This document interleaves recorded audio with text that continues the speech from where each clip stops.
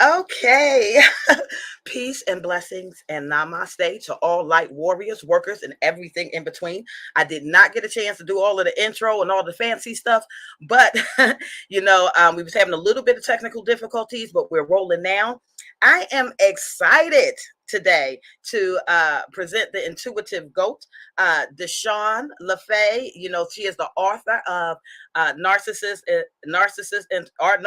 Interrupted, and she's going to share with us her story. And it is so important that we get this message out there, because many of us, if not all of us, have at one point either suffered from this type of abuse or even became the narcissist ourselves. Okay, we all go through these type of learning journeys, but with her, she's going to come in and talk to us about her particular journey and her book. And I want you all to just feel free, join in and listen. So without further ado, I want to introduce my sister goddess, okay, the intuitive goat. What's and up? in this, Hey, how are you? How are you I'm today? wonderful. I'm wonderful. I'm Good. peaceful, grateful, and what's that word? I'm still trying to find a substitute word for blessed, but you get the gist. Substitute word for blessed. Privileged? Privilege I don't know. and There privilege. there you go. There you go. I'm taking my time here because I'm noticing that, we are going, like, some of the creative gang is somewhere else, and we're trying to get more people in here. And right now we don't have anybody in here because we're doing two different lives at the same time. Interesting. But I still want to go ahead and get you started, because there was a reason. You have a passion behind what it is that you're doing. And I want to know, how did you get started on this journey, and what inspired you to start doing this workbook and these journals for people? It was a long time coming, basically. Um, I guess I've always been a writer, and I've always Okay. been, a lover of books and knowledge and reading and stuff like that. And I remember when I was, in school, that was my favorite part of school, the workbooks. I loved the workbooks and the tear off Okay. sheets and all that. I really did. I liked the way they felt. You got to write in your book, and it was like your own personal, learning instrument. I always felt like that.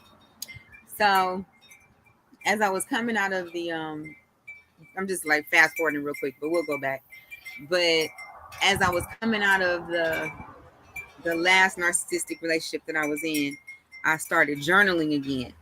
Um, Over the years, I had lost the desire to journal because different narcissists would take my journals or read my journals, or and I would just feel very violated, like I didn't even really want to journal anymore. So on Mm-hmm. this last episode of leaving my ex, well, the ex, not my ex, the ex, um, I said, The I'm gonna X. start The the ex. I don't want to claim Mhm. ownership of that situation anymore. Right. It's all, Right. um, so the ex, I started journaling again, and so in the journaling, like before, I would just dump what I was feeling, but this time I Okay. started writing questions and asking myself these questions. And that started from me talking to the little girl that I was when I was 14.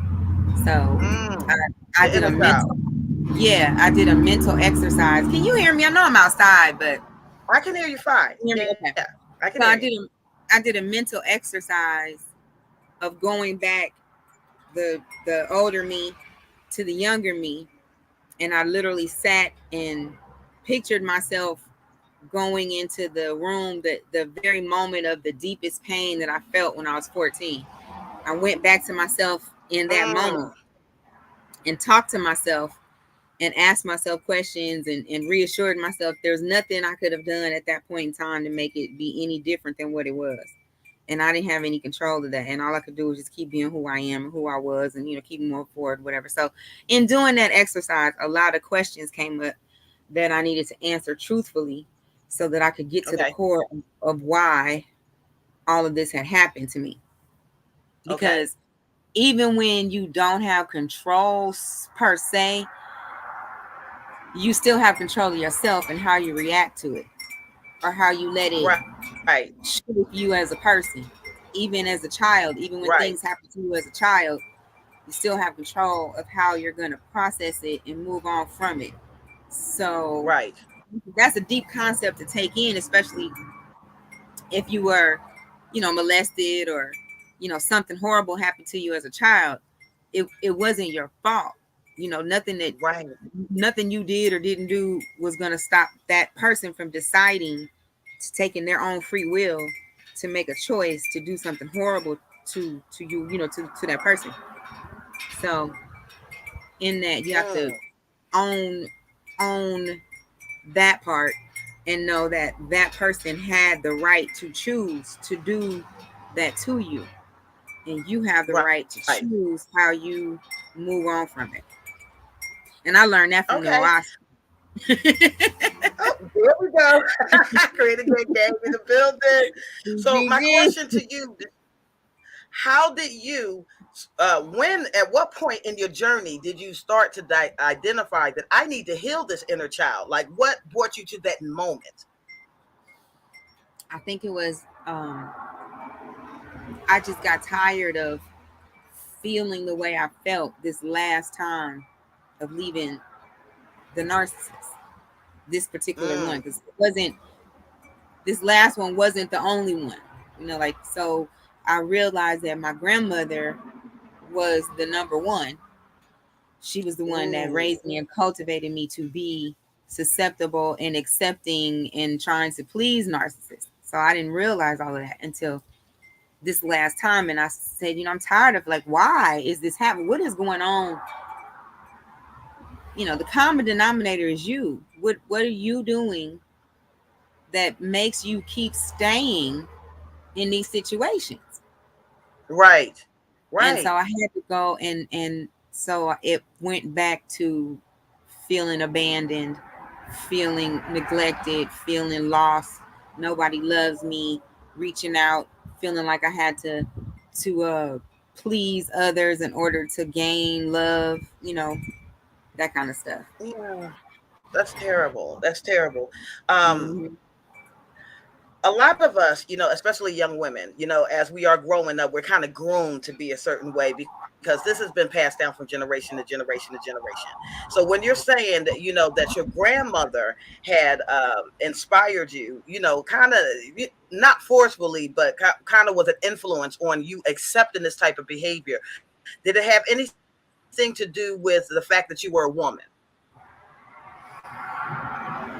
I'm still trying to process what it was with my grandmother, but so as I go back, it gets deeper because my I believe that my mother and my uncle were the golden child and the scapegoat.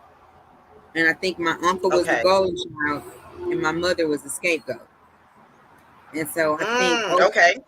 over the years, my mother sustained substantial abuse from her mother. And I think it was because she was jealous of, I I'm trying to piece it all together, but I believe it was because my grandmother was jealous of the relationship that the daughter was going to have with the father because she didn't have a relationship with her father. And I also believe my grandmother was a victim of colorism, and I think Okay. that her daughter was too light, and she was mad because she wasn't light, which was beyond comprehension, right? But I believe that was her problem, a lot of it. My grandmother was a beautiful chocolate brown color, but I don't think she was happy in her own skin. I don't think she liked her color, and I think she was mad at anybody that was light or the color that she wanted to be. And I also think Oh, that okay. she So was this has nothing to do with relationships. no. I think it started. I I'm think sorry. that started off with my grandmother. I'm saying I believe that's where the colorism thing started, and then probably she started to believe that men only wanted a certain kind of woman, or a certain kind of woman would have a different lifestyle if she were a certain color.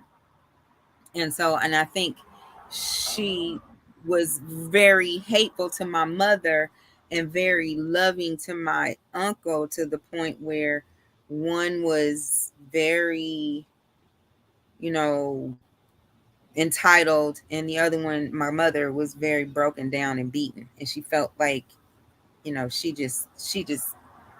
turned to drugs and alcohol, and she just had a really sad little life until she passed away, and so I'm just saying, okay, so I'm saying all this to say, I believe that, and as my grandmother went on in life, she never really connected with a man. She was married 7 or 8 times. She never really connected with a man. And I think it was because she had these colorism issues. Mm-hmm. Oh, I'm sorry. And the other part. Okay, got you. Wait. And the other part, the father, her father, I forgot this part. And her father didn't love her or didn't treat her like she wanted to be treated. He didn't do right by her. I didn't get the full details of what happened, but the last thing I know was she wanted to go to barber school and he wouldn't pay for it. And so she was really upset by that. So I think over some kind of way, she developed narcissism. And then as she got older, it got worse. And by the time I got here, it was just, yeah. Okay, you were kind of just born in it, cultivated in it. Okay, I understand that. But what we're really trying to get to, DeShawn, is we want to know how you identified that you are in a narcissistic relationship. Okay, that you had that. How did you get the spiritual strength to get out of it? And when did you start identifying it? Talk to us about the characteristics of narcissism in a relationship. What should we be looking for, sis? So just so people can kind of, that does tie in. It all ties in. If you grow up feeling like you have to prove your worth in order to receive love, that is the number one component to being narcissistically abused. They are looking for people. Okay.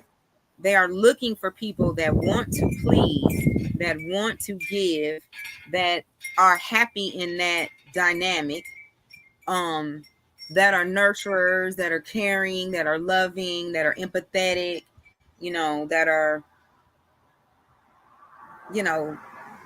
basically good people. If you're outgoing, if you're happy, anything, great about you is something that a narcissist doesn't have. But if you've been raised by a narcissist, or you have any of those tendencies to be a people pleaser, codependent, anything like that, you are a number one target for narcissistic abuse. And so the first thing that they will do, they'll love bomb you, and that's like a cliche thing, but basically they have a uncanny way to see into your soul what you really want, what you really desire, the things that you probably never even said to anybody. If you want somebody to come and caress your hair out of your face without saying, they'll do it. And you'll be like, how did he know I wanted somebody to do that? You know what I mean? Or walk up behind you and kiss you on the back of your neck. How did he know that I want somebody to do that when I come home from work? You know what I mean? You have this, like, if you have this off key thing, like I collect knives. Well, I used to collect knives. For the knife handles, I used to love like the different knife handles, the switchblades. That's what I used to have switchblades, and that's a very niche down kind of thing, right? So then you're like, oh, I collect vintage switchblades. Me too. Okay. I got you. You do, yeah. Been collecting them since don't have near switchblade, but they okay. just stuff like that. So that's the love bomb. Right. You know, like they will absolutely become everything that you thought you wanted in a person. This is a man or a woman, but you know, speaking heterosexual relationships, because that's basically what I know. But you know, I could tell it. You know, narcissism is, it doesn't matter man or woman, whatever. But especially in relationships, they are basically looking to they when they first meet you, you're everything that they can't be, and so they admire you, and they just are in awe of you, and you're just the most wonderful thing, and wow, I can't believe you're with me, and you're just so great, right? But then you start to shine too bright, so bright, you're so bright that they start to see the shadows within them. Wait a minute, now that shadow is kind of big. Wait a minute, this bright light, turn that. Damn, I keep seeing all this darkness around me. Hold on, turn that damn light off. You know, so then now they want to start dimming the light. They got to dim the light because it's too much. The light is too great, too much. Can't take the light. So now they have to turn the light down. So, do you think you should put that dress on? You know, you ate a lot of biscuits yesterday. You know, your stomach is kind of fat. It doesn't really look good in that dress. But this is the dress you bought me when you said that you liked how the dress looked on me. Well, that was then. It doesn't look good now. Well, wait a minute. Yeah. So now, because you're a people pleaser and you're codependent, you start to internalize it. So you go take the dress off, and they watch you take the dress off. Oh, I've got her. She's under my control. So now they start nitpicking more. They got you to take the dress off. Okay. Now they're going to make you take your personality off. Now you're going to take off your hopes, your dreams. Now you're going to take off your aspirations. Now you're going to take off any wants or desires of your own. You're going to take all that off.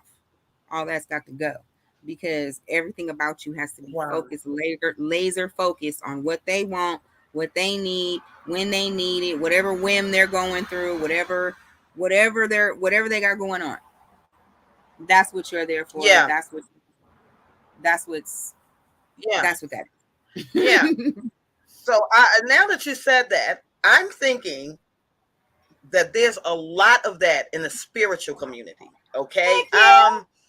I'm not trying to make it like a gender type of thing, but when it comes down to, you know, divine feminine or women that are standing in their power and they're trying to attract a good mate, just like you described it perfectly when you said what you said earlier, and I said, God, that sounds familiar, because, you know, when I first started coming out, you know, as a spiritual teacher, you know, a divine feminine, I had all of these brothers, hey, you know, you're strong, you know, I need a sister like you, I need a queen like you on my hand, and this, that, and the third, until they realize, wait a minute, she can't be controlled. You know what I mean? Wait a minute, she has her own mind.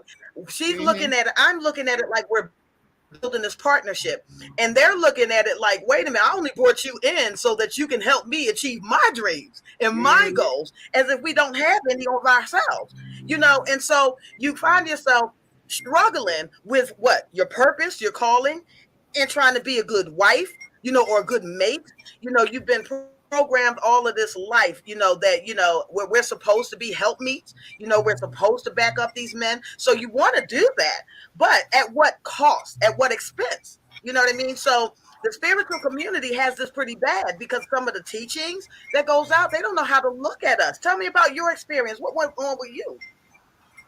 So the thing that really made it stand out, I was in a 20-year relationship. It was off and on, but it was still, you know, it was constant inconsistency, if that makes any sense. Okay. I'm sorry, excuse me. So it was constant inconsistency, but basically when we got into because we had went to like all these different religions, but when we got into the Hebrew Israelite thing, that's when the magnifying glass was able to show me the narcissistic ways. It Got you. wasn't, Okay. I couldn't really see it before, I guess, because I wasn't really looking for it either. But basically, when he found out that that religion allowed the men to have more than one wife, it solidified his inability to have any accountability for his promiscuous ways, right? So now it There you go. validated his you know, what's the word, when you don't have any self-control, it validated his inability to have self-control. Now Self-discipline, ego. that's the word. Self-discipline. Yes. Self-discipline, self-control, all Okay. that. I don't have to have that because the Bible says I can have more than one woman. You know what I mean? So I don't have to, there's no restraint on me now. There's no restraint whatsoever. I could do whatever I Right. want. The Bible says that women are beneath me. The Bible says that women are subservient to me. The Bible says that the women are going to be in the street, bald-headed like dogs, begging for a man's name because they're worthless and all the men are better. And the men, you know, the whole heaven is full of men and the women are going to be, you know, begging to get in, you know. So it's like a gay club Right. where they're trying to get in, you know. So, right. You know, right. So I digress. Right. But anyway, so when, you know, when Keep it so when the other women started to be introduced to the situation, that's when he really let the mask slip, because he could hide behind, the Bible says the woman is supposed to be in pain and sorrow. She's supposed to have a desire for her husband. So he would twist that up into, if you're hurting behind anything that I'm doing, go take it up with God. He said you're going to be in pain. He said you're going to be crying. Wow. He said you're going to be in pain. He said that you're going to have all this stuff going on. If he's using me to put that on you, then take that up with him. That's not my problem. So that's what I was wow. doing, Okay. right? On top of me believing that this God was the creator, and that if I didn't do what this God said, I was going to go to hell. So now I'm stressed out, hair falling out. Is this really what I want to do? What is this bullshit? Why would I want this? What am I finna? I don't, you know. So the last straw, matter of fact, a friend of mine, she sent me this lady named Dr. Romney. She has a YouTube channel on YouTube. Okay. Sent me a couple of her videos. She's a narcissistic abuse, I think a narcissistic abuse counselor or whatever, but she's really good. She's so good. So anyway, sent me a couple of Dr. Romney's videos and I watched them and I was like, oh my God, that's exactly what I'm going through. So once I found out what it really was, I could put a name on it and I could, you know, relate the situations that I was having to the things that they were saying, that that's what that was. Then I can make decisions and strategic moves to get the hell up out of it. Cause nah. And the very last straw was, they like to, when they start to see that they don't have any control over you, that they try to do, because they can feel it. They are empathic, but they're not emotional with it. Like they use it. So like I said, they can find out what you really want and get in there, but it's not the empathy. The empathy is not for you. The empathy is for them. They're empathic to what you want and what you need to be able to manipulate it to come back to them. The empathy is not to, well, how can I help you get past? Oh my God, I can feel this. Something's wrong with you. What can I do to help you past that? That's not what the empathy is for. The empathy is, I sense there's some pain in there. How can I exploit that to get what I need out of that? That's what their empathy is for. So they're not dumb. They're not closed off. They're not emotionless. the emotions are just not for you. Everything is just for them, right? Yeah. Oh, Yeah. wow. Well, I'm wondering, I heard a psychologist say that there was actually no healing narcissism. Do you agree with that? Do you think a narcissist can be healed? No. And let me say it like an alcoholic will always be an alcoholic, but they'll have control of it until they don't. You know what I mean? Because an Right. alcoholic could Okay. easily slip back into being an alcoholic, but now they're just aware of what they are and what triggers will take them back to it, so they try to avoid it. That's what could happen with a narcissist. Like they would become aware. Oops, sorry. They would become aware of what they're doing, and then they could learn some sort of behavioral adjustment techniques to help them not do what their proclivity is to do. You know what I mean? But there's still that Okay. underlying chance that they could just slip It's right on still in back the into background. it. So there's this guy on YouTube. His name is Lee Okay. Hammock. Let's use him for an example. He is Okay. he's definitely still displaying all of his narcissistic traits, just more in a more productive way.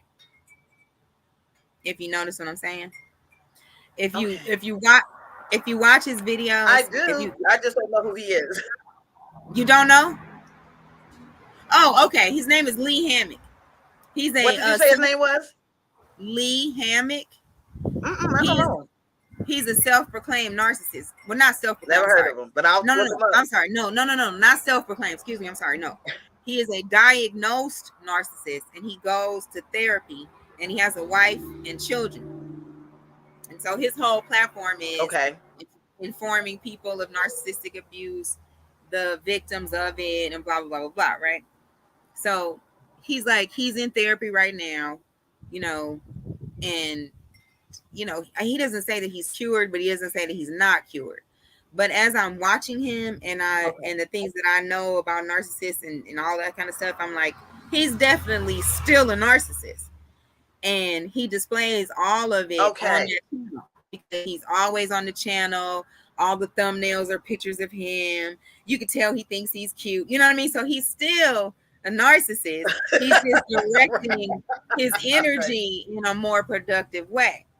So the therapy is helping him, and he's able to maintain a relationship with his wife and, have a healthy relationship with his children, at least, to some extent, because he is actively engaging in trying not to,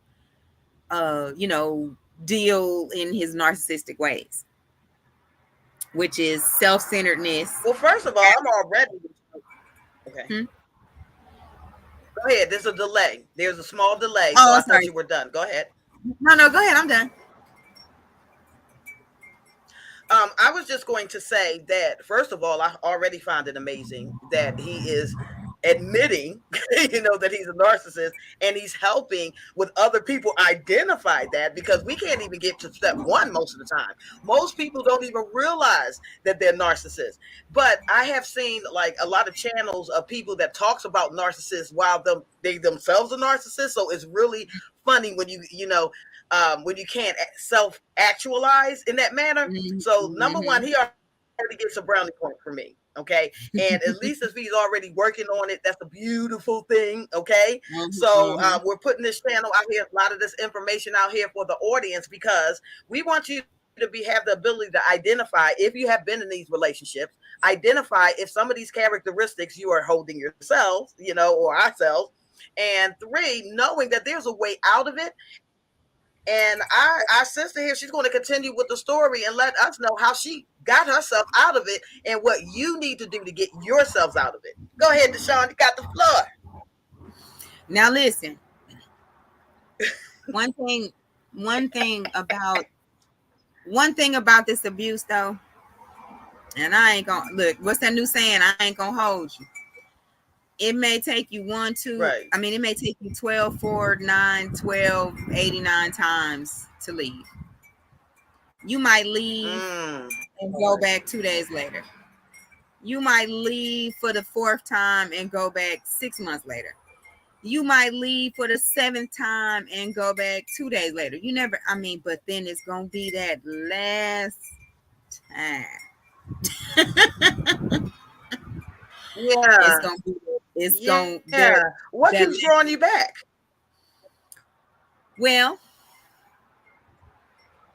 how do you articulate that? Going back to what I was saying. Okay, let's take it back to the religion thing. The first few times I was still stuck in the religion, feeling as though I was letting God down. See, a lot of people mistake the loyalty and the staying in the relationship as trying to be with that man, when really you're trying to please God, or what you think God is. That's, we talk about that in a minute too, but what you think God is. And so you leave because you can't take it. Like, this is just too freaking much. But then they get to, you're my wife and you're not supposed to tear up our home, and how could you do this, and you're abandoning me, and but they pushed you away. And they know that this, but they want you to come back, because how dare you leave them? You're not supposed to leave. They dictate the relationship. You don't dictate the relationship. You don't say when it ends. They say when it ends, not you. No. So if they got to beg you back, if they got to pretend like, they're sorry, if they got to act forceful and, get all crazy and scare you to come back, whatever they got to do to get you back under control, because the first time you took that dress off, you gave them control. I'm taking it back to when we were talking about, So yeah, keep on. You're good. So for me, it was the first few times when I was still in the religion, it was because I felt like I was letting, Israel down, and, you're not supposed to, do that type of stuff. You have to stay, with your man and be quiet and don't tell nobody what's going on in your household, and, all that crazy crap. So the first few times I left and I came back, and I would leave again and come back. It was, and I still loved him, and I wanted my relationship. And that was before I knew what was going on too. That was before I knew what was going on. I thought it was me. I kept thinking it was something that I could do, something I wasn't doing. I'm trying so hard to please him. What is it? So then I started trying to do everything that he would say. So at first it was, you're not making enough money. So then I started making enough money. Then it was, you're too fat. Then I got skinny. Then it was, you're not accepting the other women. So I started accepting the other women. It was always something else. Always something else. So that very last one, he could tell that I was at the last of my rope with him. Like, dude, look, I don't need you. I really don't need you. I'm making enough money now. I'm paying everything here, so I don't need to be here with you. I don't have to, he could tell that was my attitude was getting pretty bad.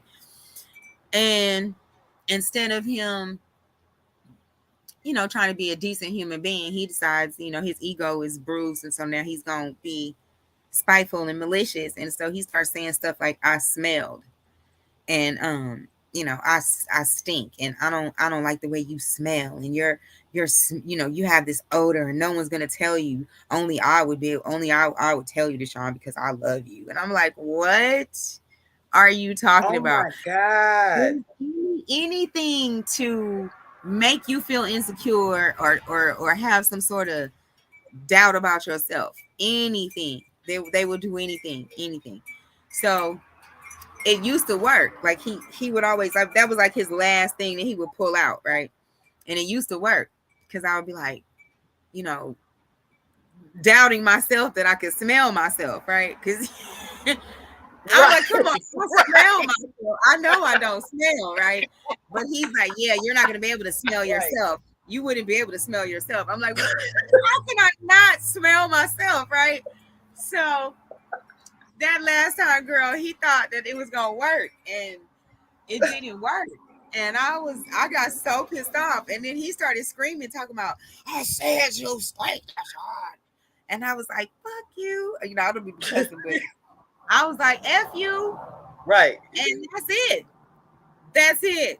And I left that afternoon, and I called my best friend, and I told her, look, I'm finna go find me an apartment today, and I'm not going back home to that house until I have me a place to stay. And I went out and found me an apartment, and I came back with keys. There we go.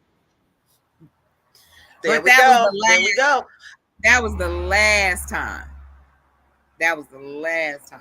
And that was How September. do you think the narcissist? Ooh, sorry. No, I was just saying that was September Go ahead. 2017. I'm sorry. September 2017. That was the last time I lived with him. Good deal. Good deal. How do you think the narcissists want us to look at them? How do you make a connection with narcissism and the Messiah complex? Yes. You do. Definitely. Okay. Oh yeah. Okay. He even said it. He even said it. He What? even said it. He said it. He said it to me. He said it to me. He said he was a Messiah. Basically, he was like, the woman is under me and I'm your covering, and you can't get to Jesus or Yeshua or whatever y'all call it, whatever. I mean, whatever. I don't mean to be disrespectful. I'm sorry, y'all, but Right. Yahshua, whatever. That guy. Talking about I can't get to him unless I had him. So now you're telling me that I have two barriers to get to God. My husband, I have to be in right standing with my husband, and my husband got to be in right standing with Christ in order for my prayers to get through to God. Right. Wow. I've heard that before, though, DeShawn. I actually had somebody that called themselves a prophet tell me that I could not pray directly, to God, but I had to pray through my husband. It was always amazing to me that people can't see, that here we are as sentient beings. We're sentient beings. We're given intelligence. We're given skills. We're given all of these things to make us successful in our own walk. But you don't want me to use mine, and the only time I can use mine is if I'm some kind of way feeding it into you. So my whole existence really isn't about God, is it? My whole existence is really about you and your walk with God. So, I mean, that's crazy. Keep going. And he would say that. He would literally say that. And he'd be like, that's what the Bible says. The Bible says that you were created to please, cater, and lift me up. Nowhere does it say that I'm supposed to pour into you or take care of you or show you, do anything to make you better. And so then, because like we were talking earlier, you remember me with that script. Now, come on now. Proverbs 31. Right. She received from the husband. Yes, he was a lazy bastard sitting at the gates with his homeboys, sitting down talking all damn day. Right. She's eating, shopping, clothing, cooking, tending, all types of shit, right? Yep. Mm-hmm. And he at the gate chit-chatting with his homeboys, talking about how wonderful of a wife she is because she doing all the damn work, right? But she had the substance to do all of what she was doing from the dude that was sitting at the gate. That's why he could sit at the gate, because he had all the stuff for her to do what she was supposed to do. Because without her, he couldn't sit his punk ass at the gate, right? Okay. Right. All right. Right, I got you. I talk about it too. I understand. I don't know where this blind is coming from. I always like to say it becomes amazing when people have to feel the need of self-validating instead of allowing our partners to validate us. I mean, if you're a good man, I'm gonna validate you anyway. You don't have to force that. Do you understand? Like, if you're doing right by your goddess, your queen, you're taking care of the home, you don't have to force that on anybody, because our nature is automatically nurturing, should be. So we're going to treat you well because we're receiving that, well at the exact same time. But it boggles the mind when you have men that is like, okay, I'm a man and I'm just supposed to bow down because you have a penis. Okay, nothing's going on here. Okay, nothing. Nothing's going on here. Absolutely nothing. Okay. But you have a penis, so automatically you want me to look at you as my Lord. And I know Right. a lot of times that they were saying this in the Old Testament, that the women were calling their husbands lords and this, that, and the third, but they forgot that Abraham called Sarah Lord too, his Lord. So this was an equal give and take thing here. Continue with your story because I get off on a tangent. Go ahead, girl. No, and it's the truth.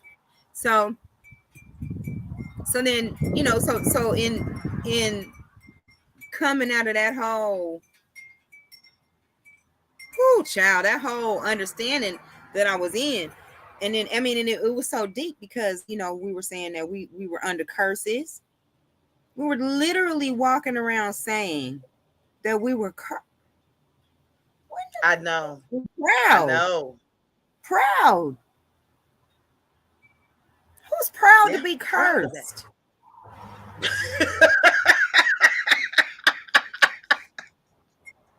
So when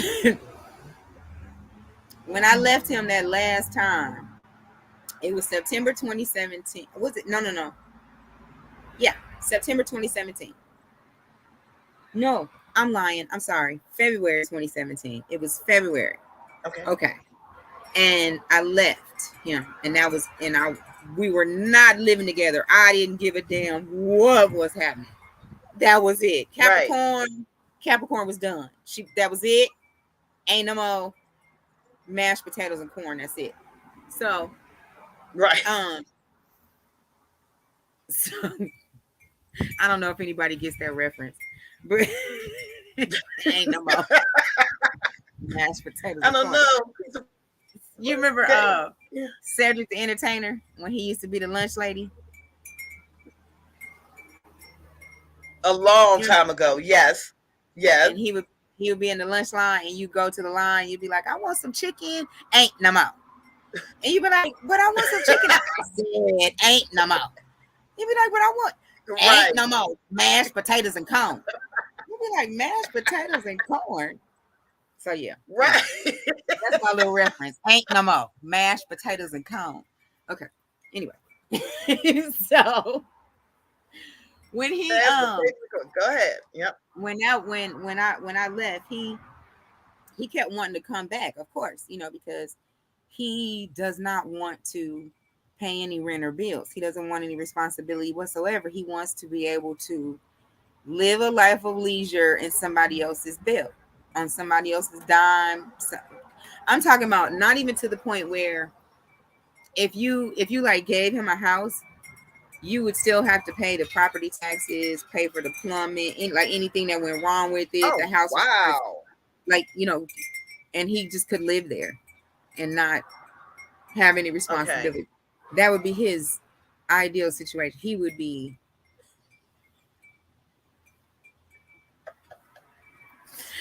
okay. Laughing. Let me stop laughing. Okay, look, no, let me stop laughing because I know the man like the back of my hand.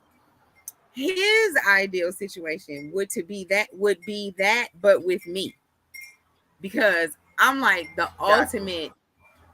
In his mind, I'm the ultimate because he could never break me down. He could never. You froze up. Huh? Can you hear me? You was frozen for a minute. It caught back up. You can go ahead now. He could never break me down, right? All the way. He would make me cry.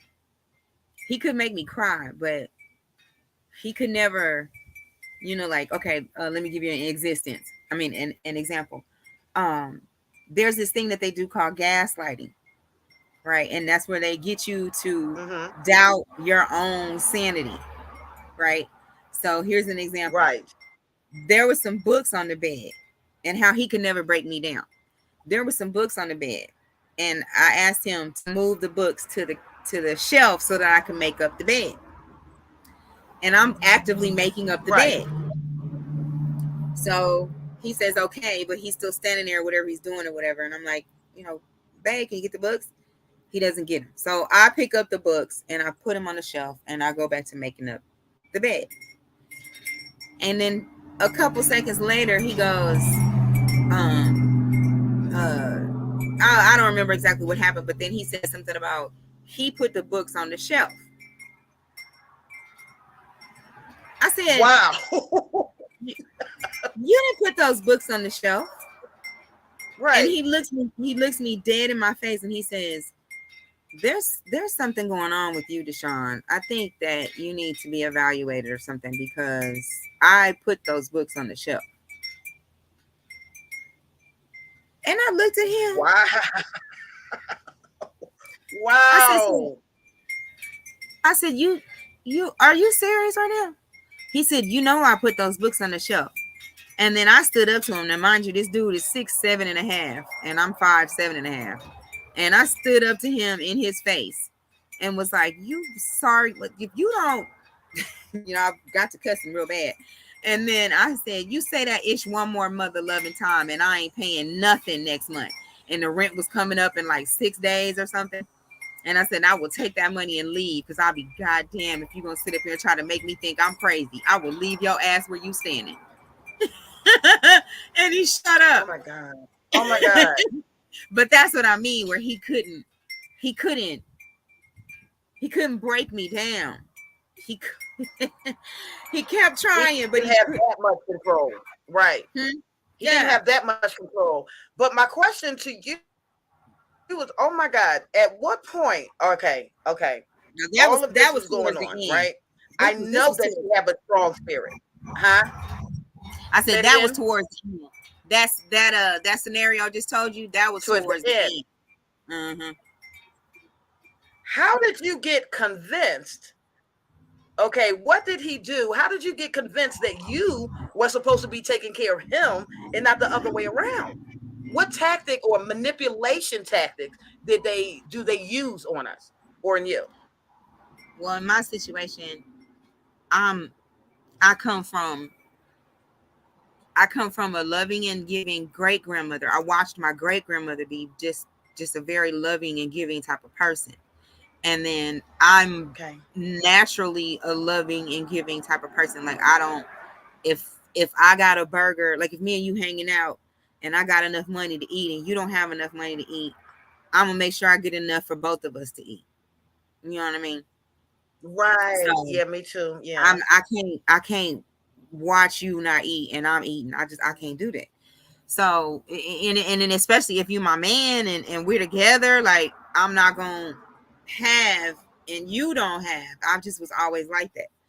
So okay, he would take advantage of that part of me because he would know how this like I'm saying, this was a progression, and eventually I started to catch on, you know, and change aspects about myself. But like, let's say he would be like, oh man, my phone gonna get cut off tomorrow. And I'm like, why? What's going on? Oh, well, because, you know, them people I told you they was gonna pay me. Well, you know, they didn't pay me. So I don't know, you know, they said they're gonna pay me in 2 days or whatever, but I don't know. And I'm like, well, how much is the bill? Well, how much are you short? What's wrong? Well, you know, what can I, you know, do to help you? Oh, well, you know, the bill is like $140 right. And I only got like 30.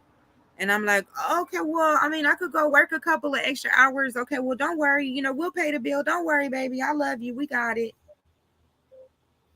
Knowing he had the whole 140 in his pocket, he just didn't want to spend his money. He wanted to spend mine. Guilty.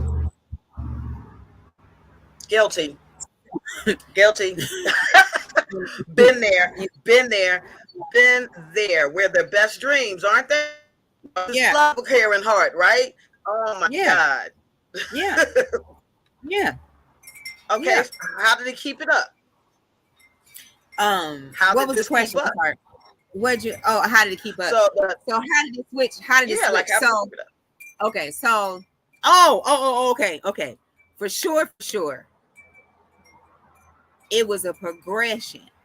So we were in Los Angeles for 10 years, and then we were in Arkansas for 10 years. Okay. So the 10 years that we were in Los Angeles, he was basically like taking care of me. The dynamic was whenever we got together, he was paying for whatever interaction that we had going on.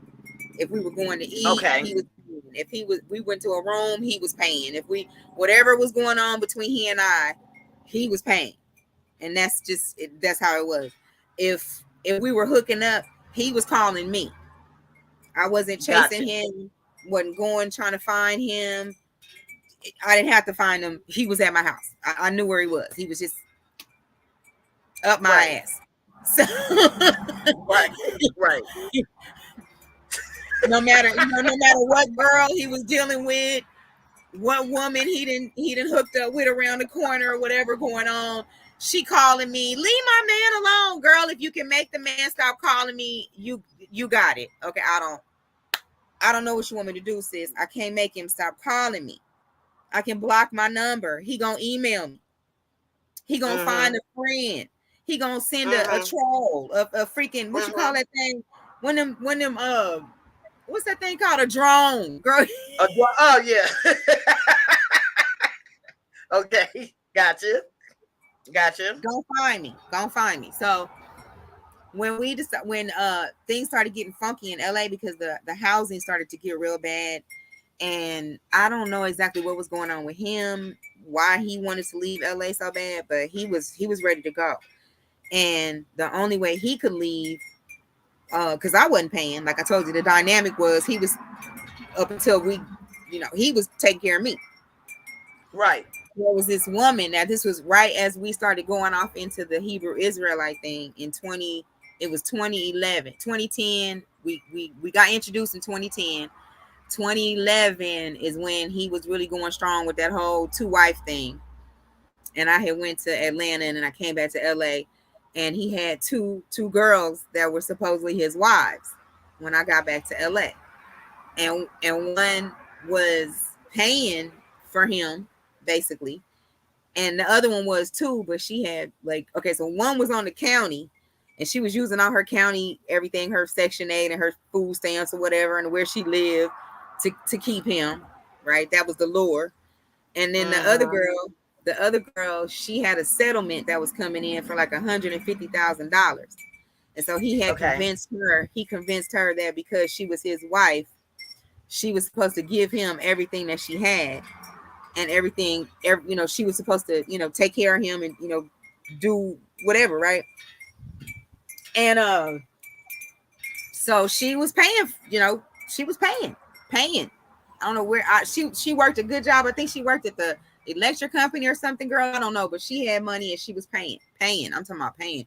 He had a Range Rover. She got the Range Rover fixed. She was, putting food in the house. She was, so. All right. He must have been a good lover, DeShawn. He must have been a good lover.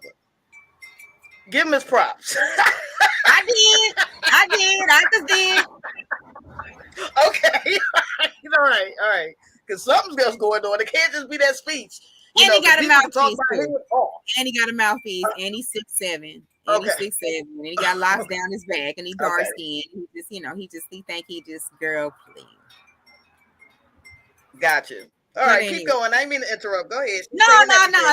We got to get a picture of what he looked like. He used to be very beautiful to me, but now he don't even look the same to me no more. But what part was I in? What part was I on? Jamia. When we came here. Okay, so the first girl, the Section 8. Let me say, the Section 8 girl and the electric company girl, because I don't want to say their names. The Section 8 girl and the electric company girl get into a fight, and the Section 8 girl don't know nothing about me because he knows she'll want to fight me. So he didn't tell her nothing about me. So at this point, he had 3 wives, right? Supposedly. Okay. So them two get into a fight, and the electric company girl with all the money, she like, I'm not finna deal with this. I'm finna walk. He don't want her to leave with the money, so he breaks it off with the other girl and left her in LA. And me Yeah, the mouthpiece. And then so me, him, and the electric company girl come out here to Arkansas, right? Okay. But that girl was only in it to get the ego stroke, because she was looking at it like, and I'm just, you know, okay. Anyway, she was looking at it like, I'm beautiful. I'm beautiful. She wasn't very attractive. Okay. She had to pay him to be with her. She knew that she was paying him, but he would treat her so much better than he would treat me. And he was doing that psychology thing because he knew that if he was treating her better than he would treat me, then it's psychologically she's thinking, damn, I must be the shit because look how beautiful she is. But he dogging her in order to make sure I'm here. So, okay, yeah, I like it. I like the way that feels. I'm going to join in. Yeah, you know. Girl, it was very degrading. That whole situation was hella degrading, but they were convinced. I mean, I was convinced that this is what God said we were supposed to be doing, right? God said that you can have more than one wife. And if I have a problem with it, it's something within me. I'm wrong. I need to fix the demon within me, the evil spirit, the Jezebel spirit, the selfish spirit that's telling me, you know, that I should only have him to myself when that's not of God and that's not right. Right. Okay. All right. So we end up coming here. We get here. I'm crying all the time because it's to the point where like they're just doing too much. They was leaving me, put me and Hosea in the bed like I'm a baby, and then they go off and watch TV together. You know, they go and have breakfast together, and me and my son are by ourselves. You know, they leaving and going doing this, and I'm just there. So I'm just like, why am I here? And I'm crying. I want to go home. This is ridiculous. I don't even know why I'm here. Why am I here? Girl, oh, I forgot that part. When we first got here, the day of or the second day we were here, girl, he takes me over to his mama's house, his grandmother's house. And he tells his grandmother the other girl was his wife and I was her sister. Introduced to me as the sister.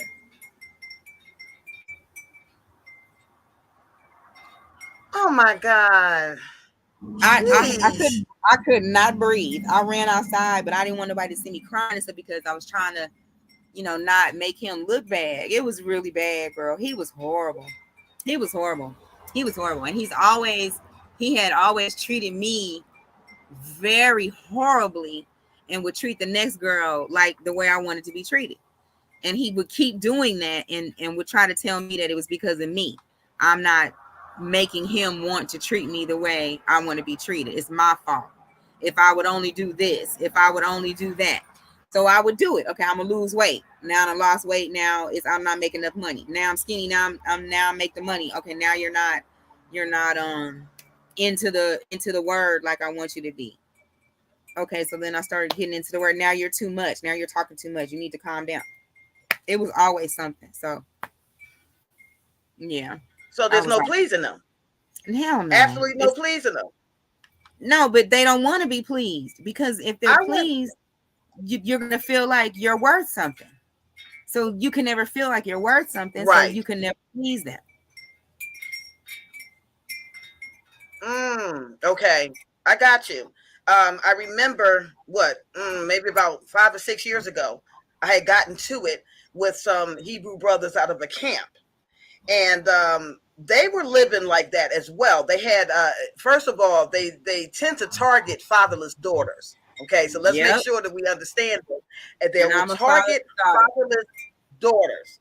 Okay, and they get them at a very young age, and then they convince them some kind of way that, you know, the only way that they could learn God or the scriptures and stuff is through their husbands. So they get these young women, you know, that have abandonment issues and things of that nature to gravitate to them. Then they were living off of these women's food stamps. You know, they would make the women go out to work. It was crazy. And at one point I had talked to them, you know, one of them, And he told me that was the way it's supposed to be. He said, I'm the king of the jungle. I'm the lion. You know, the lionesses do the hunt. Yep. And Yep. I had to say to him, okay, well, We're not animals. Thank you. Now, I'm supposed to follow you, and you have the mentality of a beast, is what you're telling me. You understand?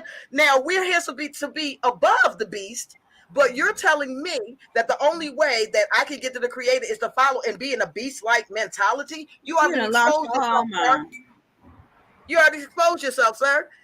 So now we already know that the mind ain't there. Okay? Right. I don't even know what type of man who has even been taught by his fathers, his grandfathers, or anything like that is okay with sitting around having a harem for women unless he's a pimp. So let's just call it what it is. Exactly. Okay? If you're going to have a harem for women, let's just say you're a pimp. Don't tell me you're no apostle. Don't tell me you're no prophet. Tell me that you're a pimp.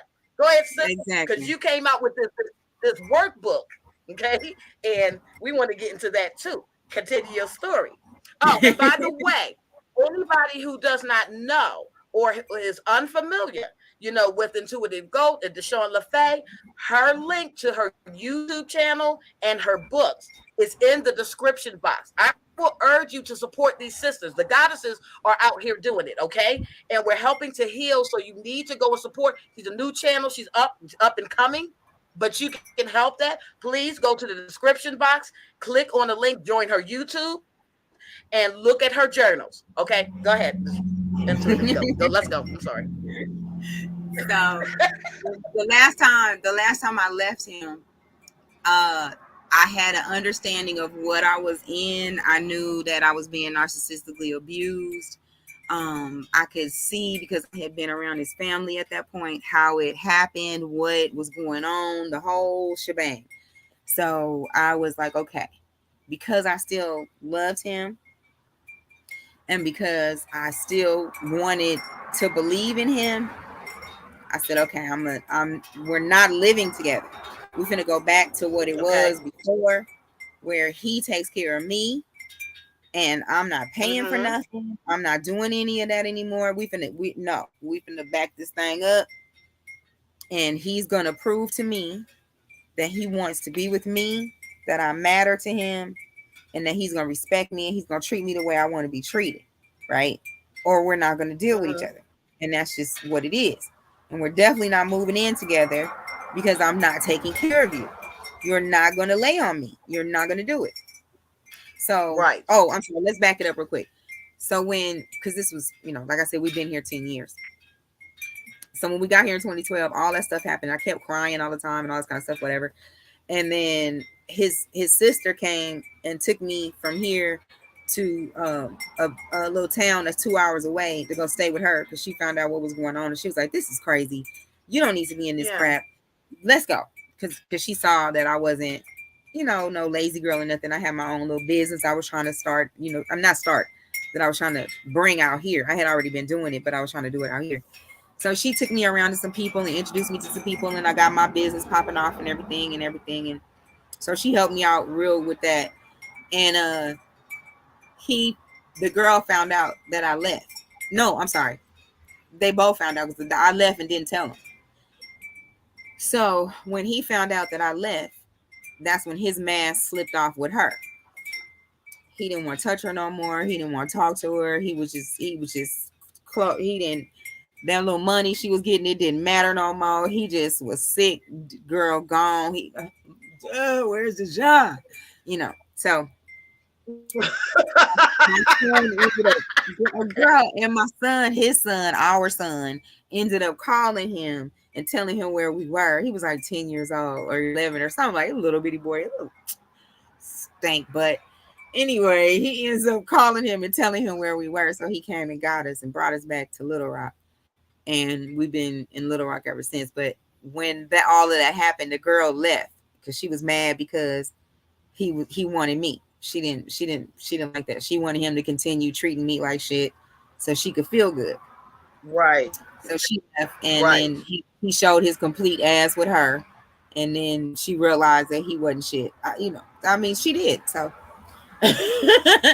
so when she left, he wanted me to assume the financial responsibility that she left behind, because up until that point, she had been taking care of him for about a good year and a half. Bless up. That's Malachi, brother Malachi came through. What's up, Mally? Thank you for coming in and seeing after we told you that we was gonna be here. Thank you. Sure appreciate you. We told y'all we was gonna be here, but y'all didn't want, y'all had other things to do. But that's all right. We understand, because you know we just feminines over here. That's we just follow the masculine. We love you though. No, she's okay. I'm going to say something about that, because we were talking about that earlier. Like, why do people, if we're already saying that we're ready to a lie, why do we do lies at the same time? You know, when we're all in the creative game together, it divides everybody. They don't care. But anyway, go ahead. I was confused by it. Look, and then they gonna be like, "Oh, we wasn't saying it wasn't even like that guy. You already know it ain't like that, Goddess. You know we love you, Goddess. It ain't even like that. It's not. We know it ain't like that. We know. But anywho, all right, keep going. What you know your sister gonna say? Syvellar said we here. In other words, shut up. You already knew they was gonna. You know, wow. You already know Yurion Braun's gonna say the two little Muppets, girl, the two little Muppets up in the damn thing. Them two right there. You already know they gonna say some crazy shit. But anywho. What's up, Cal? What's up, Cal? Yeah, he's in the building. Cosmo Cal. But yeah. So, they're so sweet. So that's how it ended up. Go ahead. That's how it ended up me paying. Yeah, me getting suckered into the whole paying for him thing. We promoted y'all.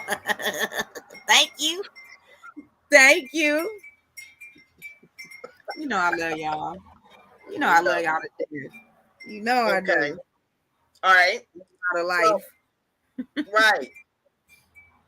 So at one point, DeShawn, at one point, you had that aha moment. Okay. And you knew that there was something that was going on that was not right. And you set on a journey to fix it. And not only that, but to help heal others. Walk us through that moment. Okay. So like I was saying in the very beginning, I started journaling again. And I started writing myself questions. And these questions were like really getting me deep down into why I had allowed this to go on for so long. And because I was writing these questions, I think something bit me. And because I was writing these questions and doing this deep diving, and I was like, oh, this could be a journal. And I like those kind of like little books that you write in and stuff. And then I think it was the pandemic had happened. Yeah, it was, because we were getting that money. I'm sorry, excuse me. So I said, well, I'm about to invest in this business and stuff. So I started making journals. I just was sitting down. I made journals. I made some oracle cards, you know, but it was all like spiritual and, you know, to get you to really think about yourself and your place in the world and how you supposed to conduct yourself so you can protect yourself and, you know, not be just all open out here for people to just use you up like a wet sponge, you know. So when I started to go through it myself, I said this would be something great to share with other people. But as I was telling you earlier, this Narcissistic Abuse Journal is the culmination of all the journals that I've made thus far. So the first one was basically like a planner journal. It was like, okay, you know, a planner journal where you kind of sit down and write your thoughts or, you know, kind of plan out your day or just, you know, think about things, just kind of like a organizing type of thing. Then I was like, well, maybe it should get more deep, you know, so let's do one about crystals. And then it was like all the popular crystals and, you know, like if you went to go buy a crystal, it was like a place for you to write what crystal you bought today and, you know, what made you like it and, you know, stuff like that. And then it has like a glossary of crystals and what they mean and all that kind of stuff. And then it moved on to gardening and so on and so forth. And then I made the oracle cards, and then I made a journal that went with the oracle cards. And then that's when I said, oh, I can use the questions that I was using for myself in my journal in this journal here, which was the journal that went with the oracle cards. I started using questions that I had asked myself in that journal. And then I started my Narcissism Interrupted YouTube channel. And I was like, I should have a product. I should have a product to go with this channel. And I was like, oh, I can make a narcissistic abuse journal based on all the questions that I already asked myself and some other stuff, and throw some other stuff in there and put some other stuff in there and then put some other stuff in there. And then it just turned into this 162-page journal. That's amazing. That's amazing. What do you think the audience can get out of your journal? Like, if they were to go ahead and purchase it, what do you think it's designed to do? I know it's designed to help you get to the reason why you allowed it. Like, I don't know, were we talking about this off the camera, on the camera? But like I was saying, like, there are times when you don't have any control over what happens to you, right? And none of us have control over anybody else's free will. I don't have control of your free will. You don't have control of mine. If we were in the same room and you decided to get up and walk across the room and slap the taste out of my mouth, that's your sole decision to get up and do that. Whether I was talking crap to you or I was sitting there quiet, it was still your decision and your free will to get up and walk across the room and slap me, right? Now, if I get up and slap you back, that's my decision to get up and react to what I had no control over, right? I had no control over you getting up to come across the room, whether I was talking crap or I was sitting there quiet. I never had any control over you, right? Okay. So when you got up to come and hit me, now I'm in control of my reaction. Whatever I decide to do is my free will, to choose and do. So relating that to narcissistic abuse, you don't have any control over what that narcissist does to you. The only thing you had control over is why you allow it to continue. What is it inside you that makes you accept it for so long? Why the first time that person said that you look fat in that dress, did you not get your purse and leave? The first time that person said, hey, let me borrow $20, and then acted like you never gave it to them and they never got it from you, did you not get your purse and leave? Right. The first time you and that man had the most intimate sexual evening that you've ever had, it was the most beautiful thing. You felt so close to him. He felt so close to you. Y'all kissed and then whatever, and he went off to work, and then you didn't hear from him for 4 days. Sis. You didn't have nothing to do with that. That was not you. That wasn't you. Right. You know what I mean? So the only thing that you when that happened to you, why did you answer the phone when he called back? When he called back after the 4 days, why did you answer the phone? And why were you so excited to answer the phone? Right. And why were you so like, oh my God, because I was worried and I didn't know what happened to you, and I didn't know. Why were you just so easy? Just let him know that you were just sitting there waiting for him to call you. No, that's what the journal is going to help you with. It's going to help you get down in there to figure out what it was that made you do those things so that you can correct it and not let it happen to you again. Right. But still stay the sweet and beautiful person that you are, but just not so,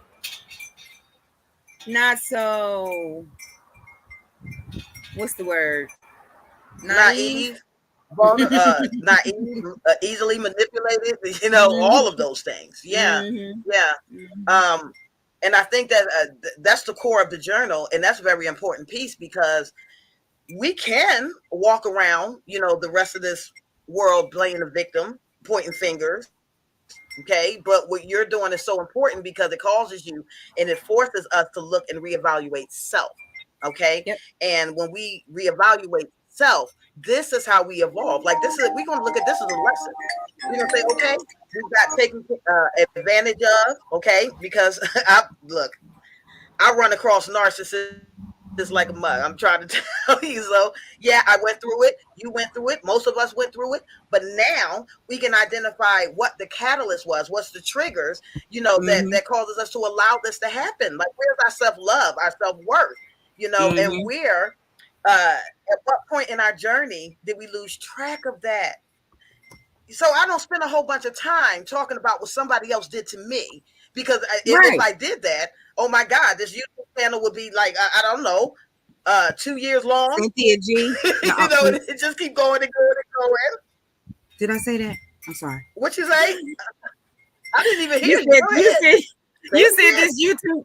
You said this YouTube channel would be, and I said like Cynthia G. And then I said, "Ooh, did I say that?" Sorry. Oh no. I got you. I got you. Your mind says you don't want to. It would be very long.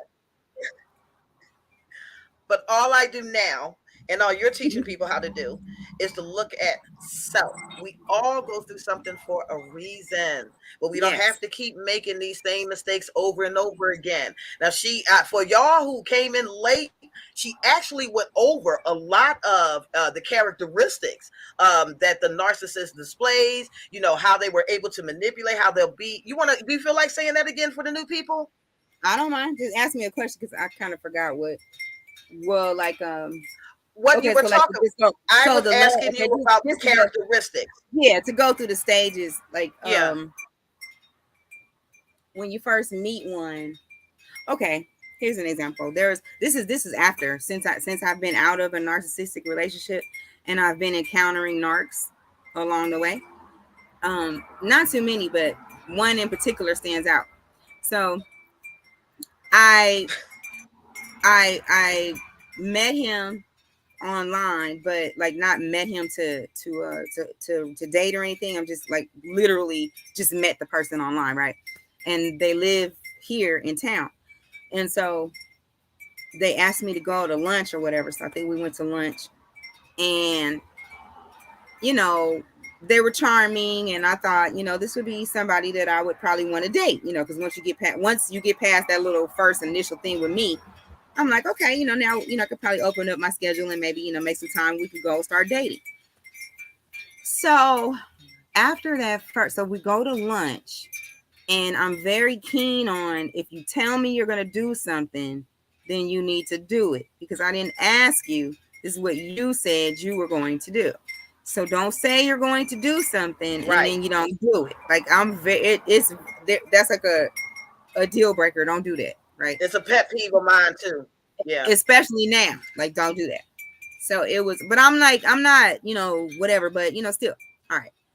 So he says, I'm going to call you later, so we can plan, the next thing or whatever, blah, blah, blah. I'm going to call you later. Blah, blah. Okay. So the call never comes. I don't talk to him. I don't know how long, but a couple days, whatever. Red flag. I don't like that. Don't do that.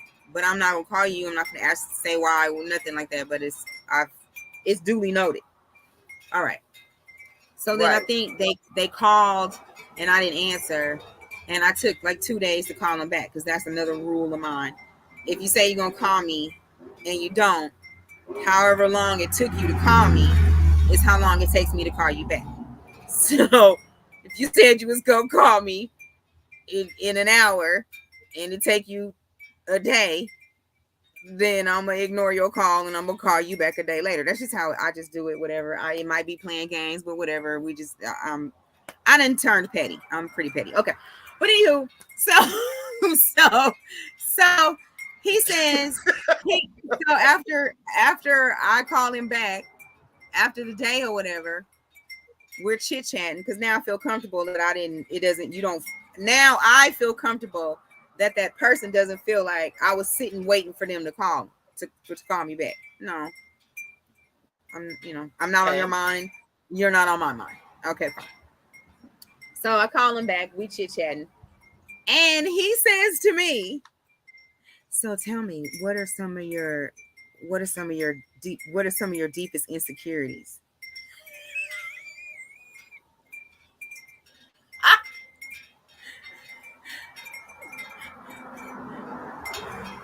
Keep going. I said, I'm I'm very trying curious to, about this. I'm sorry, I'm trying not to laugh like I did, but I said, Okay. and you want me to tell them to you why so you can use them against me later?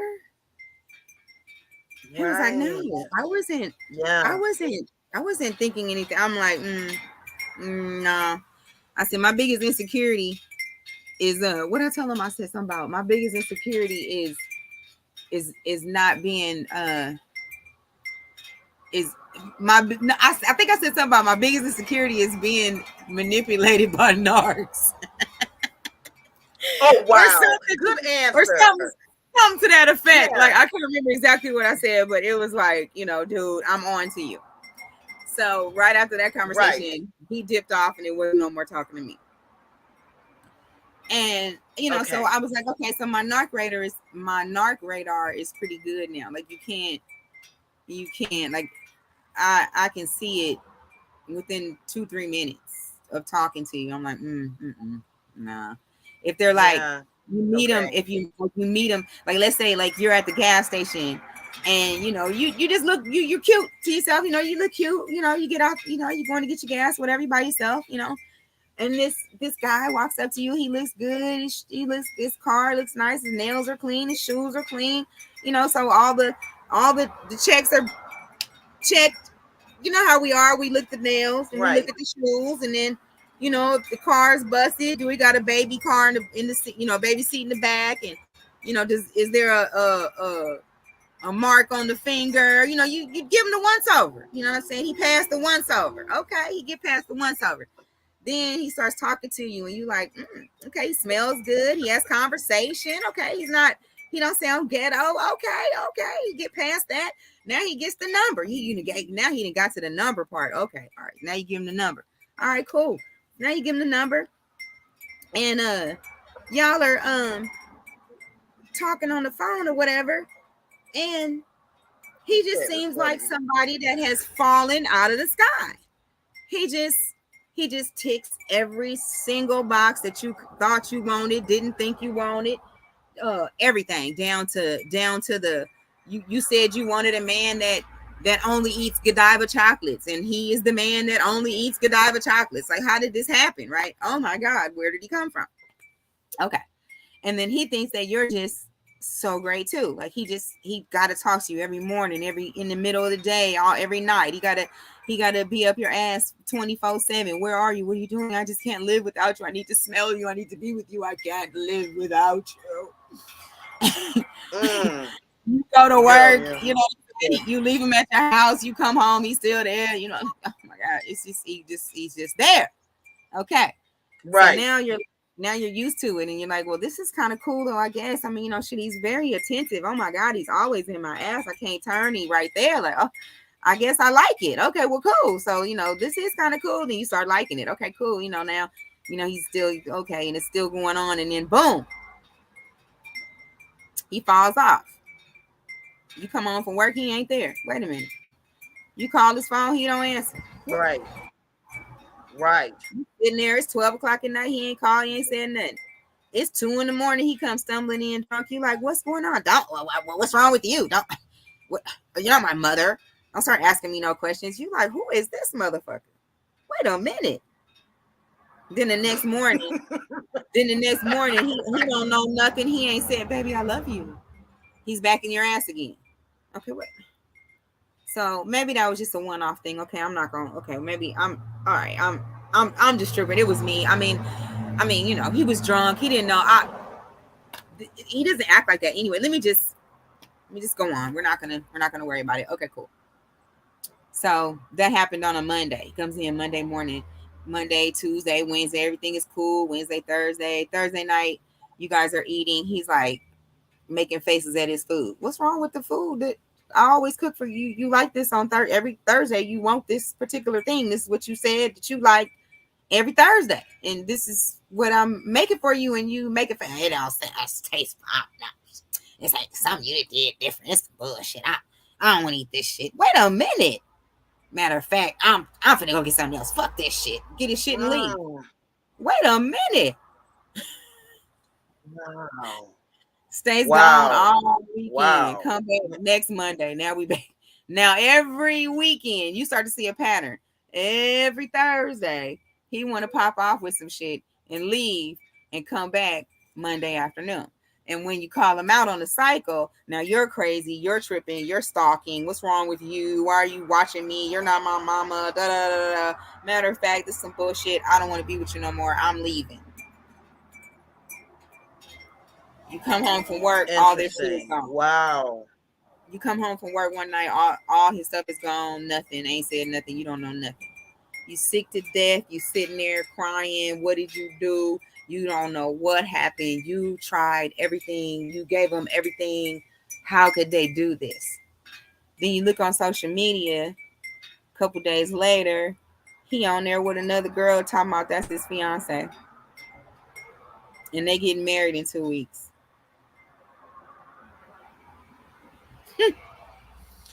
You try to call him, he ain't answering the phone. He don't have nothing to say. They get married in 2 weeks. You see them all on social media, all on their vacation, all on their whatever, just lovey-dovey. He putting stuff up like this, the best thing that ever happened to me. I never knew love like this before.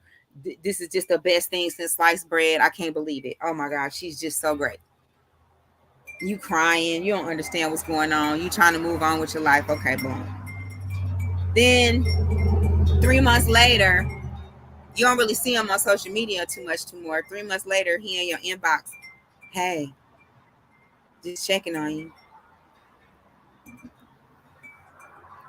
Trying to see how you was doing.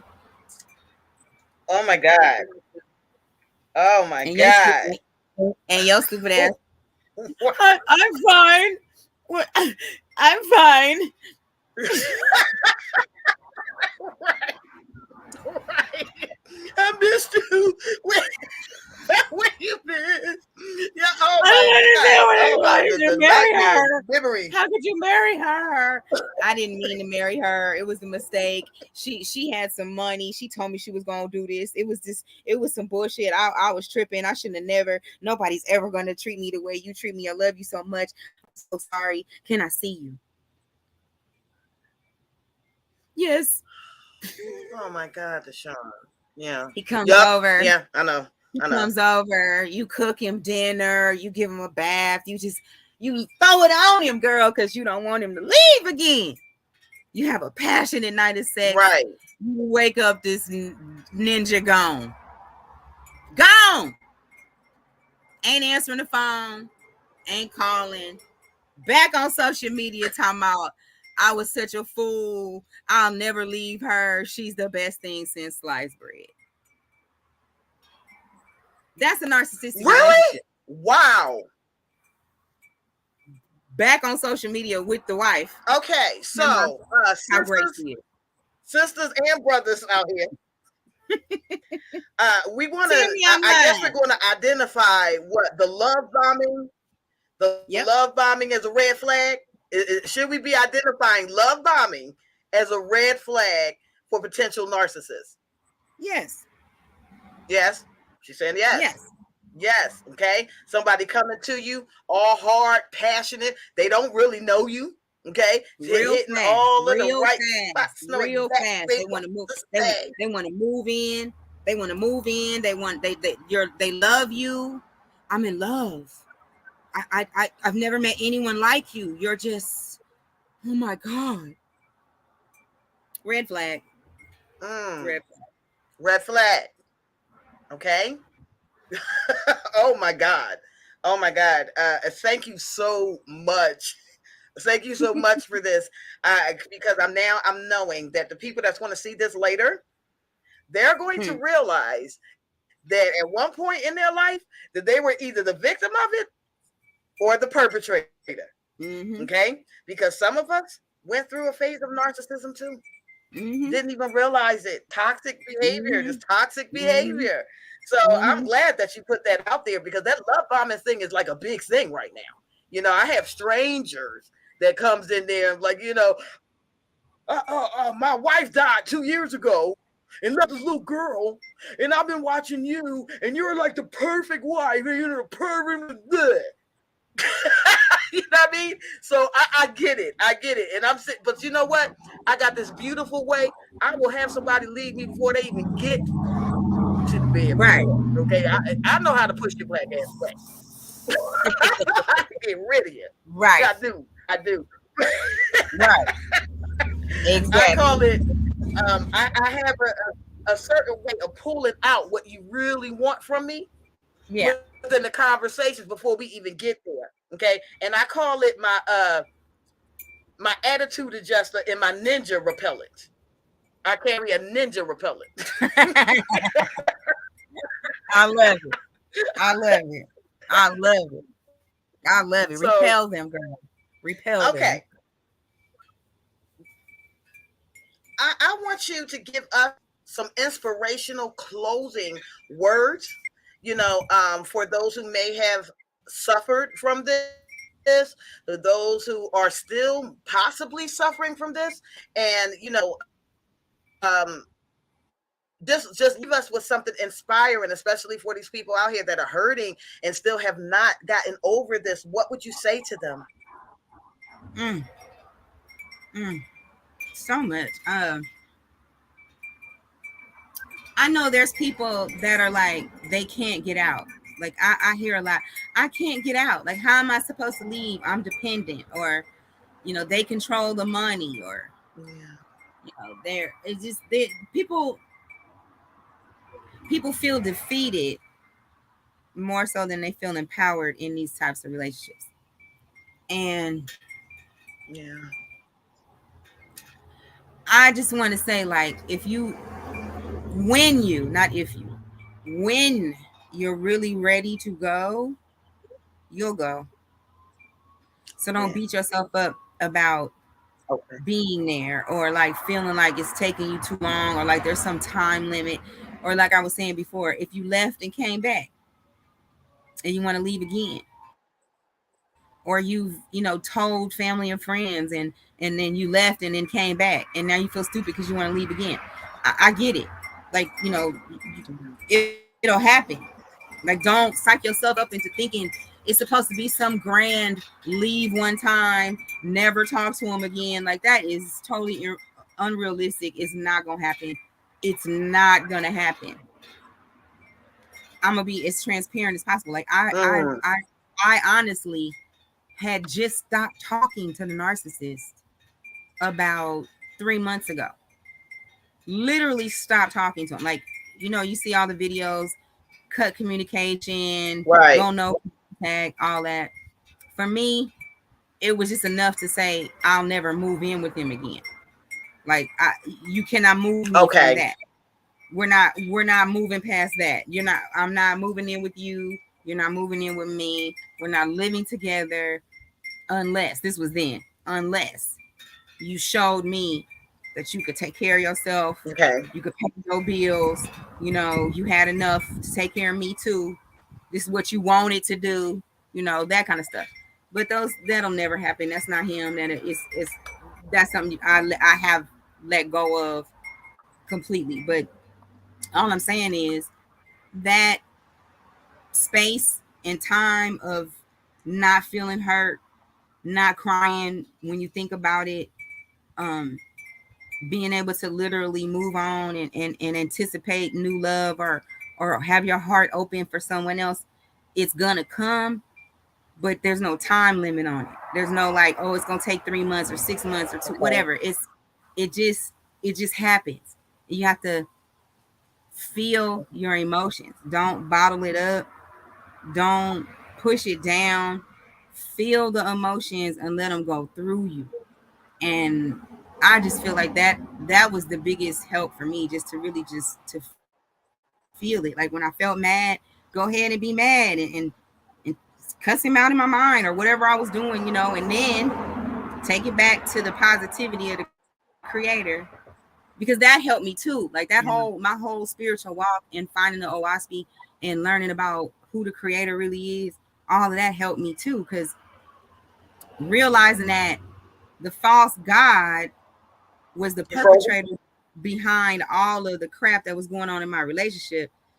Well, you know what I mean? He was the influencer of him making the decisions of his own free will to treat me the way he was treating me. If we go back down to the spiritual aspect of it, it was that entity that controls that religion that doesn't like women and influences the men to treat women like trash, right? So once I started to really realize all of that, I could have a little more pity for him, and it would help me to feel what I felt, but then send it back to the white light of the creator with love and forgiveness. Always, like whatever I forgive me. I felt that. I'm sending that negative emotion back to the white light of the creator with love and forgiveness, and move it, you know. So every time a negative thought comes, I send it back to the white light of the creator. Okay. So that helped. And also, just like I said, just knowing that you can. Let me just tell this one little story about one of the times that I left. Sure. He had we were living together at that time, and he decided that he wanted to deal with this other girl, but he didn't tell me that he was dealing with this other girl. And I came home from work one night, and I had just put my key in the door, and he snatches the door open. You didn't get my message? I said, no, what message? Well, I'm having company. She's going to be here, and I thought you knew she was going to be here. What? Now, mind you, I'm getting ready to have the next 3 days off. I was excited to be home with my husband. Couldn't wait to kick it with him. Was just very excited to get home to him, right? Now, he didn't want to be with me that night. He had already invited somebody else over to our house where we lived. Crazy. To sleep in the bed with him. Yes, at our house. And I had to go sleep in the guest room. Girl. So I endured that night the best I could. Oh shit, the battery's running low. Oh no. Let me hold on, y'all. We gotta go inside. 2 seconds. Hold on. So the battery. Oh, the battery doesn't die. I'm just grateful you got out of it. Honestly, I'm just really grateful that you were able to heal from that situation. Okay. Can y'all hear me? Okay, so he said they were in there, and I went downstairs. I mean, I left out the house at like 2 a.m, walking up and down the street. And trying to get myself together, right? My mind or whatever. So I go back in the house, and they stayed in that room until 10:30 in the morning, 10:30, 11 o'clock in the morning. And so I went to go take a shower. And when I came out the shower, they had left. So I said, okay, I gotta go. I can't leave. I can't stay here. But this was like one of the times I left, not the time. But I'm telling this story so you all will understand that there will be many times, but there's always a way to get out. So he left with her or whatever. So now I started devising a plan where I was trying to figure out what I was going to do. And the creator is always with you too. And always know that, like, no matter what stage you are in the understanding of what God's Lords and Lord Gods are and who the creator is, if your heart is really open to the creator and you are a seed of the creator, you are protected and everything is always going to work out for you. I was walking down the street. That's right. And a friend of mine that I had not seen in 2 months, he had called me on the phone. I'm standing outside. This was the day after my husband was laid up in the bed with another woman in our house, in our bed. Okay. And I'm standing outside with my phone in my hand, and my friend called me, and I sent the phone to voicemail because I was trying to figure out where I was going, and I was looking on the maps. And he called back again, and I answered the phone. Hello. He was like, "Don't be sending me the voicemail. I'm looking dead at you. I'm trying to talk to you. I'm going to pull up on you." And I was like, "What?" And he pulled up on me, and he handed me $150. He said, "I've been trying to give you this money for the past 2 months. Remember that bed you left over at my house? Well, I sold it, and I've been holding this money to give it to you." How come the $150 was what I needed to buy a ticket to get to my daughter's house in Texas? There you go. There you go. Okay. He gave me the money. Okay. He gave me the money. I went immediately to the Greyhound bus station and bought a ticket. I couldn't leave for 6 days for the amount of money that I had. So I went back to the house, played it off like everything was cool, right? Okay. So I went across the way because we lived in an apartment building, and there was a girl across the way. We kind of said hi to each other sometimes, whatever. We didn't really know each other that well, but when you got to do something, you got to do something. And if you want to go, you can go. So I went across the street. I went across the little parking lot thing, and I knocked on her door. She came out. I was like, "I know you don't know me from a can of paint. I'm in a really bad situation across the way over here. I don't know how long you've been living here, but as long as he and I have been living here, we've been having a lot of problems. It's a lot of stuff going on. I'm trying to leave." She was like, "Girl, he's horrible. I be seeing all kind of girls coming in and out the house when you going to work. Girl, what can I do to help you?" I said, "Well, I'm leaving. There we go. And I'm catching the bus.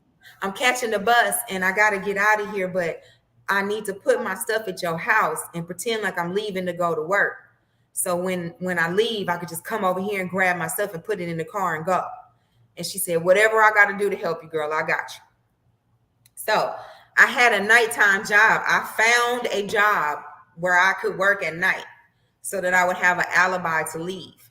That was the sole purpose of me getting a job where I worked at night, so that I would have an alibi to leave at night. So I got this job where I worked at night. And then the night that I was supposed to go to work, the girl was calling. Now, mind you, that my ex was still dealing with this girl. She was coming over to the house after they didn't have sex in the house. Now she's there now. She's calling. She act like that's her man.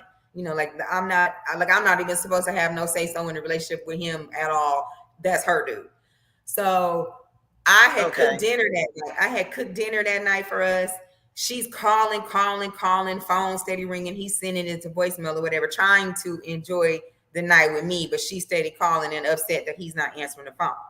So then we had sex, and the phone was ringing and ringing and ringing while we having sex or whatever. So finally, when we get done having sex, then he answers the phone. And I could hear her through the phone. "Why the fuck weren't you answering the phone? What the fuck were you doing?" And I just started laughing because I knew I was on my way out the door, right? Right. So he was like, I'm sorry, babe. I'm sorry. I'm sorry. I was whatever he said, some lie. He didn't tell her that me and him was kicking it. And so he was on the phone with her, and my Uber showed up. So the Uber shows up, and I go and I said, "Well, I'm getting ready to go to work." And he does the phone like this. He goes, "Okay, baby, I love you. I'll see you later." Right? But got the phone over here so she can't hear him say that. Right. "Okay, baby, I love you. See you. Give me a kiss." Right. And I left. And I went across the way and I grabbed my stuff from the girl's house and I put it in the Uber and I left. And the bus left at, I think, an hour later. And he didn't call me. So my shift was supposed to be from 11 to 7 in the morning.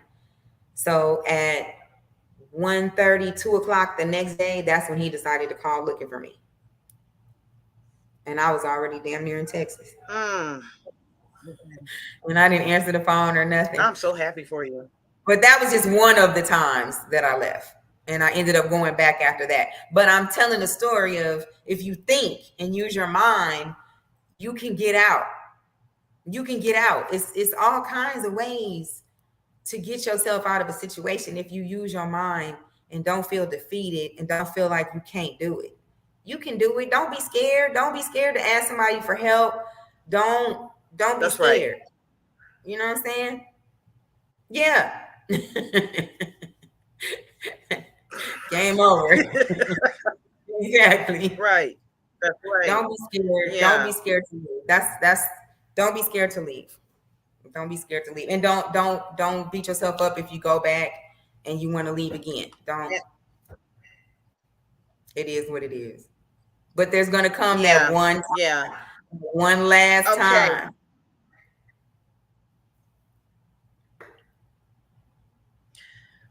At this point, I think that's very good advice.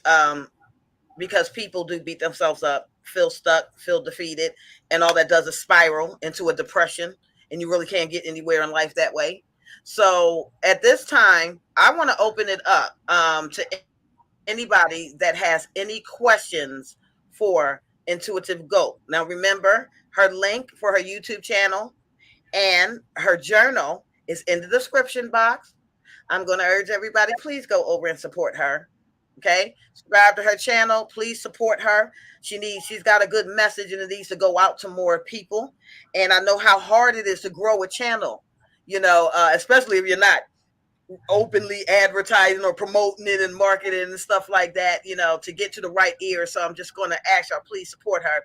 And at this time, is there anybody that has any questions for her? You can come in, and talk to her. Maybe you have your own experiences. So the floor is open now to anybody, and the link is there. I'm going to give it a few seconds. I'm going to give it a few seconds.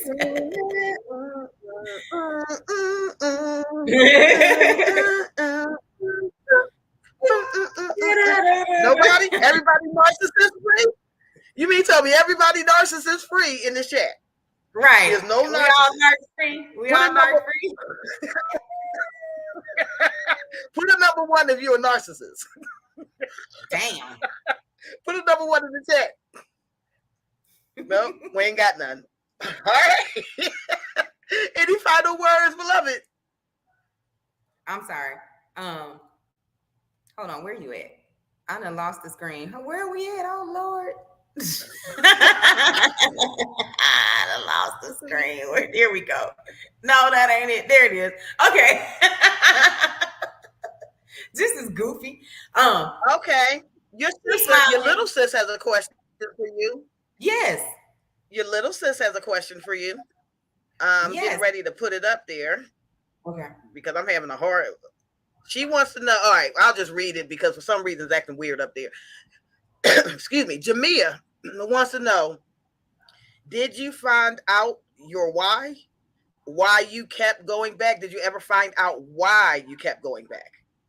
I think it's what she's asking. My grandmother was a narcissist, and being raised by her, I was conditioned to seek validation from other people, and to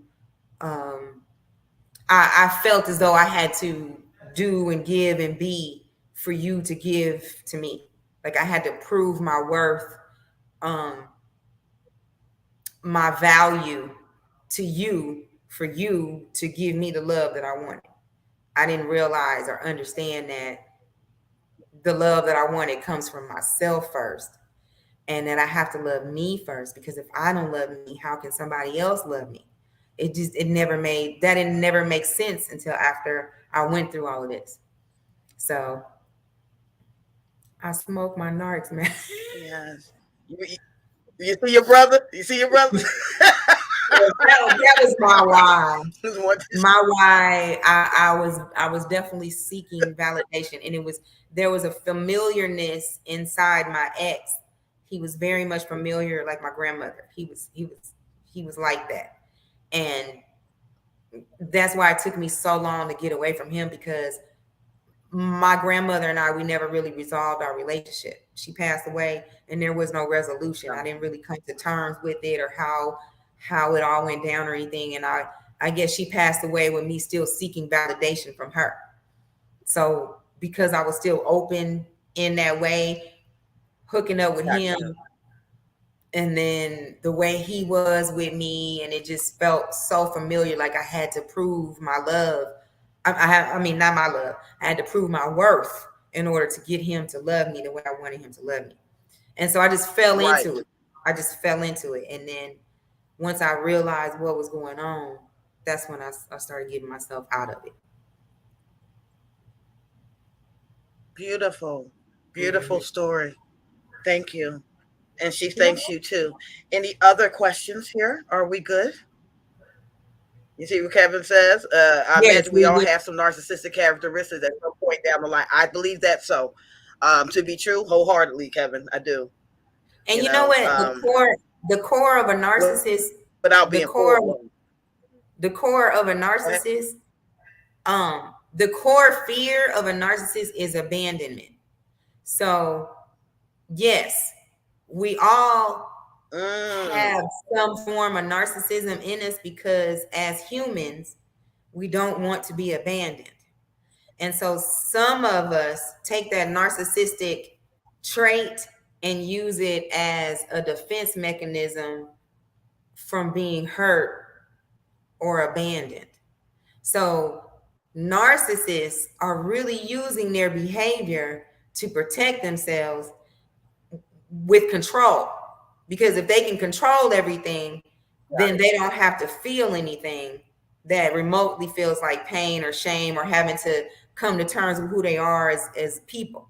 And then just regular people, you know, Right. I remember when I was younger, because of the way I was raised, not having a father, not my mother not being there, just my grandmother, and no man or nothing like that, I was really looking for what I didn't have coming up, right?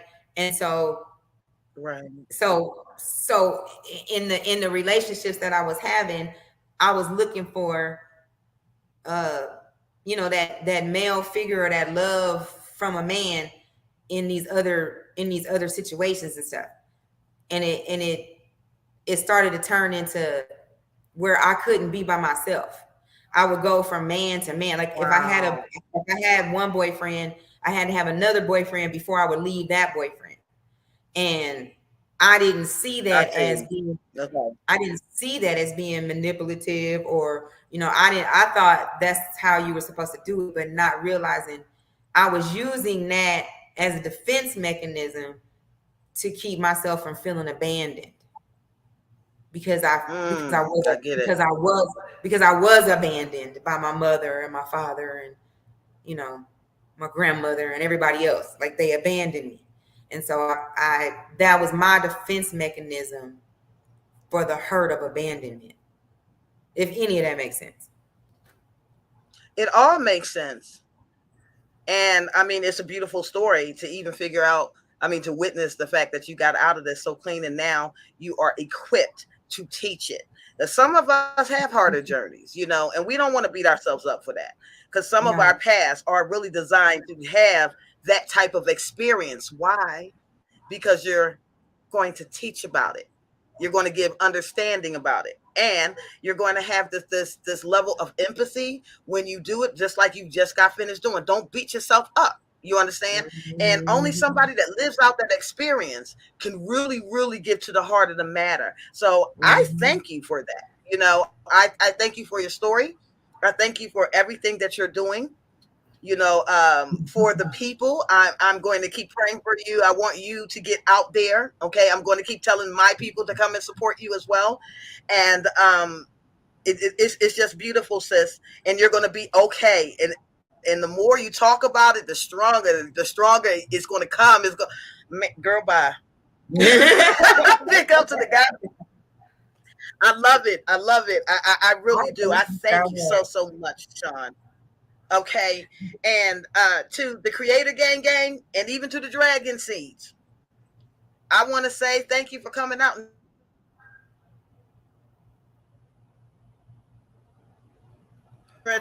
church on Sunday. Pay attention to this and share it, like it, and share it. As many people that needs to get this information out, because I'm Sophie and I love you all. And you are? Do your ending. What is it? DeShawn, this is the part where you're supposed to, you know, say it. I'm into it. Go. It's your girl, DeShawn La Faye. I'm about to go, but as always, you know I'm gonna be back. That's what you want me to say. Yes. What you have to say. Oh my God, I love y'all. All right, yeah. You and I go talk later. I am Sophie. I love y'all all. Y'all have a wonderful evening. Okay. Thank Bye. you for watching. Oh, that was funny. What else was to say? It is.